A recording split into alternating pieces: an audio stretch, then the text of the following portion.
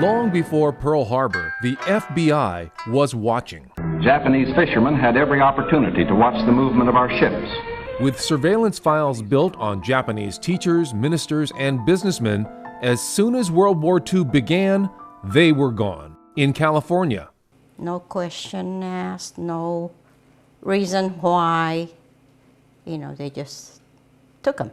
Oregon. For a number of days, we had no idea where they had taken them. Hawaii. He thrust his handgun directly into a face pointing toward my father, and he says, we're going to take you in.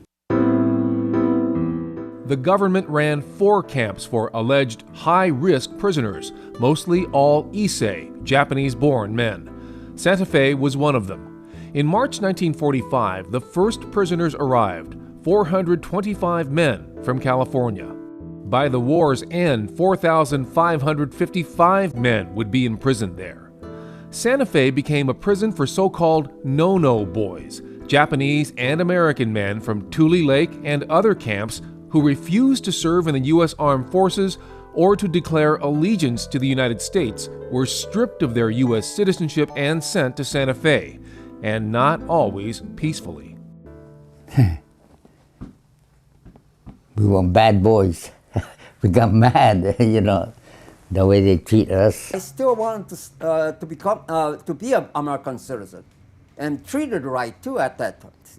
So I just simply said that I have no intention of fighting for the U.S. at this time until you return the U.S. giving back my civil rights. Compared to the relocation camps, the Santa Fe prisoners had few complaints. The barracks were just like, they were just ordinary wooden barracks, like an army camp, and very sturdily built. They had beer, and they had candies there. A lot of stuff in Santa Fe canteen we didn't have in all the other centers, where they could have used it. And then they fed us pretty damn good in Santa Fe. And artifacts from the period prove the prisoners kept busy publishing a newspaper, holding religious services, and running their own democratic government. This is a signature of the people that he was with. Art tells their story, men passing the days through poetry, theater, and sport. That's where I learned how to play golf. I always wonder how come my father's right hand second finger was cricket, baseball. Regular games gave prisoners some of their only casual contact with guards who would help fetch an occasional baseball outside the barbed wire fence. For the most part, the guards were somewhere between stern and sleeping, as depicted by Santa Fean Hal West, an artist turned guardsman during the war.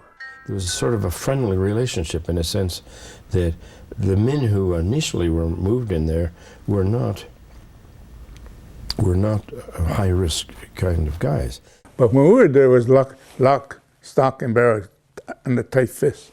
Prisoners spent most of their idle time seeking hearings to rejoin family or regain U.S. citizenship lost through responses on loyalty questionnaires. Their letters reflect their efforts. Yeah, I wrote a letter to my mom, but it was censored going out, and the letter coming in was censored. It was terrible. We didn't know what was happening to him and didn't know what condition he was in. With censors reading 2,000 pieces of mail a day, camp officials began limiting outgoing letters, but became more lenient toward men with sons serving in the U.S. military.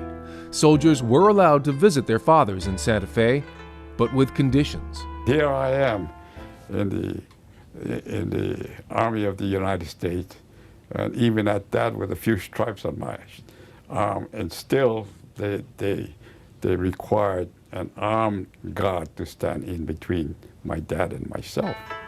8 months after the war ended, the Santa Fe camp closed in April 1946. Some men reunited with families at the Crystal City, Texas camp. Some went off to work at a government facility in Seabrook, New Jersey. And many returned to the place they called home, California. But even there, re-entering life 5 years later came with a new sadness. farms seized, businesses lost, churches vandalized. So began a new struggle, a new start for the men of Santa Fe.